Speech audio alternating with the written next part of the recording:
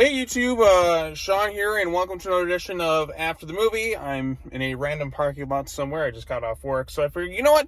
I got a few minutes before I got stuff to do later on tonight. Let me talk about the new Netflix Rob Zombie movie, The Munsters. That's right, Rob Zombie making his first non-R-rated movie, and it's an adaptation of The Munsters. In fact, this kind of serves as somewhat of a sort of prequel to that original TV series. Now, I grew up watching The Munsters whenever it was on TV Land. If it was on TV Land, chances are I was watching it at some point. Now, I haven't seen every episode. I don't know where even the whole series is streaming, but I really like that show. I liked Al Lewis. Fred Gwynn was the standout, of course, with his Herman Munster laugh, and he did that little thing. But what I liked about the Munsters was this warm sincerity to them. Like, despite the fact that they looked like universal monsters, they were like some of the nicest people. Well, at times they could get a little bit out of line, but they still were genuinely good people at their core. And there's like a great speech by Herman Munster that he gives in one of the episodes about people's differences. And despite it doesn't matter about the outside, what matters what's inside, someone's heart.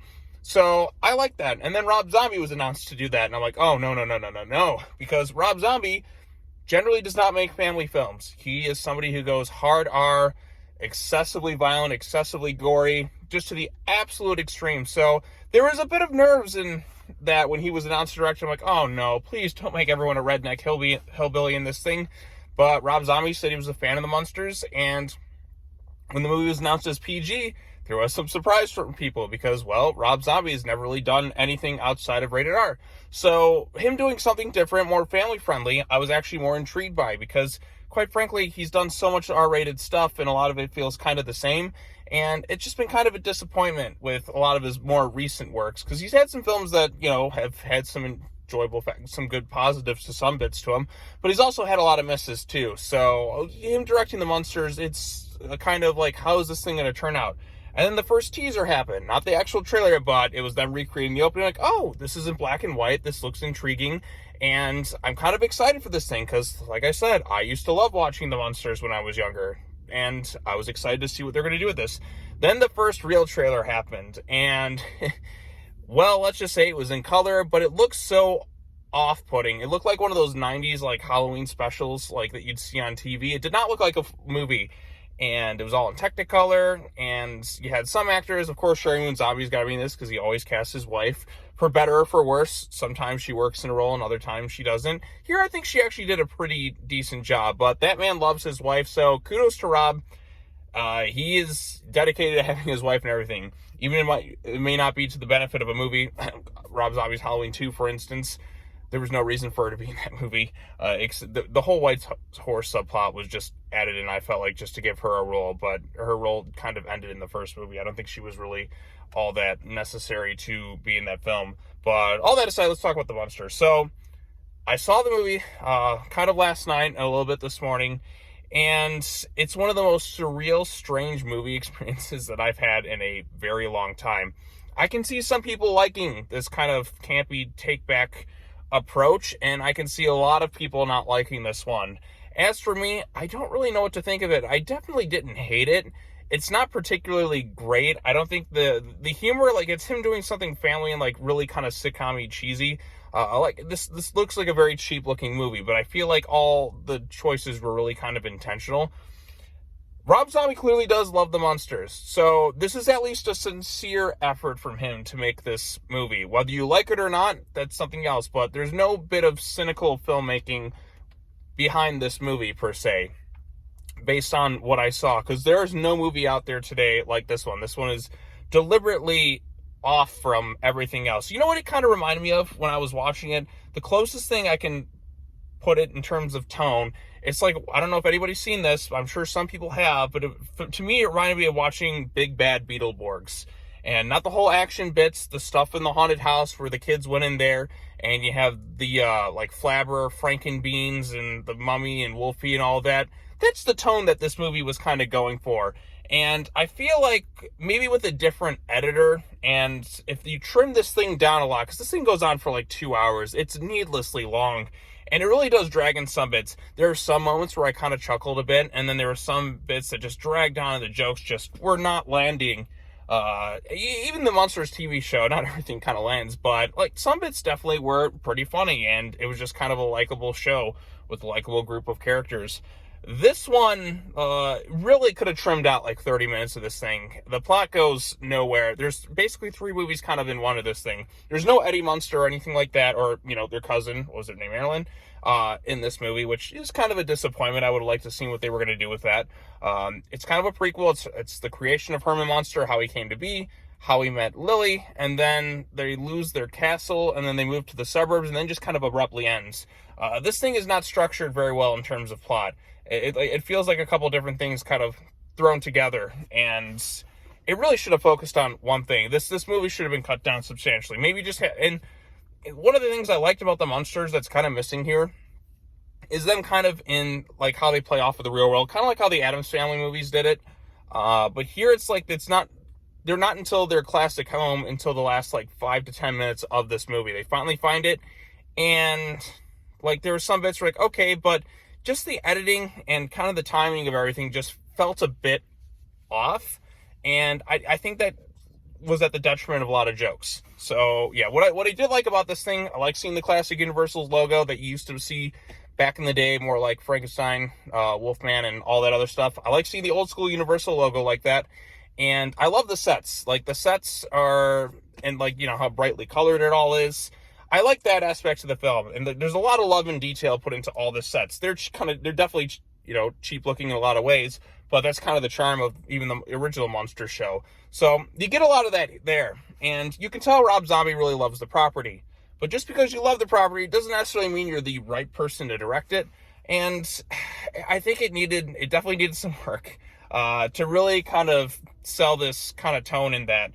There's some elements there. Like I said, I like the sets, and even the casting for the most part is pretty decent. Like the guy that got to play Grandpa, I thought was probably the strongest out of the cast. The guy playing Herman, I think it was like Jeff Daniel Phillips. It's impossible for me to kind of replace Fred Gwynn. Like he was Herman Munster, and this guy does a decent job. He still is kind of likable in the role, but it's hard to get past like his voice. It feels kind of off. Like Grandpa felt on point. Lily Munster, you know, Rob Zombie's wife, it's probably the most enjoyable she's been in one of her movies, but like even then, like she kind of takes it a little bit too far with her. Like it's like a cat looking at a laser pointer, like the way she constantly turns her head around. Maybe toned back a little bit, but there's a lot of overacting and a lot of like just really out there kind of weird stuff in this movie. There's a whole segment where they're singing "I Got You, Babe," and the jokes just fall really flat, and it just sometimes just like, oh my god, what the hell am I watching? And I think maybe some of it could have worked a little bit better if it wasn't so long, didn't feel so long. This is a nearly 2-hour movie, and it just goes on and on. The plot doesn't really go anywhere. It really lacks like a cohesive amount of focus to really like. I think that's part of why it drags on for so long. Even the end of the movie it just kind of abruptly ends, and it just kind of left like scratching my head like, what the hell did I just watch? There's a lot of weird stuff going on here. There's some intentionally like cheesy stuff in there, and I appreciate a little bit of cheese, but sometimes they may go a little bit too far, and then sometimes I kind of get a chuckle out of some bits. I'm like, oh my god, what the hell am I watching? So my thoughts on the Munsters overall is there's definitely love for the original series here. It doesn't fully land for me, but I don't think it's like the worst thing ever. I didn't leave this thing hating it, because it is so different. It definitely feels, it kind of has a unique flavor to it. And I can tell full hand that a lot of people are going to dislike this thing, but for a niche audience, there might be some appeal there. So take it for what it's worth. I'm kind of really at a loss of words for this particular thing. It could have been so much better. I think there's a lot of potential here, but like it could have been so much worse. And it feels like after school special type of things. But I get that feels like that's kind of the intention, to make it look and feel like an after school special. It's just for a modern day movie that's going to really only appeal to a very niche audience. And I even some people who like the original Munsters may come away liking this, and then others may come away really disliking it. But a lot of the heart's still kind of there. It just doesn't fully work. And if there's any other actors I kind of enjoyed, there was like their cousin that was like a werewolf, and he was kind of okay, but his plot doesn't really go anywhere. It's just kind of like the way it abruptly ends. It really needed, like, the script needed a lot of work, and I think it would have been a lot better. But You know, what are you going to do? This is Rob Zombie's The Munsters. It's not going to fully land. But I am glad that Rob Zombie at least did something a little bit different. Not R-rated, but his comedic timing, and I think in the editing, it could have really kind of saved some of this. I would have liked to seen this too in black and white. I don't get why they can't just have a color version, which they have out there, and also simultaneously release a black and white version. They've done it for other movies. Logan had one. Zack Snyder's 4-hour Justice League movie got a black and white version for some reason. I think you can have a version of this movie in black and white, and I think that would make the sets and everything look a little bit better and stuff. But they went really overdone with the colors in this thing. Like, this is like a neon light show amplified by 1,000, but it's just a very bizarre movie to sit through. I know a lot of people aren't going to like it, and there's a lot of it that I didn't really care for. But then there's some bits where I'm like, you know, this is so off-putting that I kind of have a chuckle at it. It's a really weird movie to talk about, and it's very rare that a movie kind of makes me feel like this. It's just off. That's just my summation of this movie. It just feels off. Like there's something really missing from it to really kind of push it to the next level. But part of me kind of likes the fact that it's so out there and weird. It's a strange one. I don't necessarily recommend it for everybody. If you're a Munsters fan, I say check it out. Take it for what it's worth. A lot of people are not going to like this thing, but it's going to be something that's at least unique in its own weird little world, if that makes sense. They don't make modern movies like this anymore. I'll just say that. So take it for what it's worth. If you've seen The Munsters, let me know your thoughts on it in the comment section down below. What do you think of this and Rob Zombie's other movies? Tell me your thoughts in the comment section down below.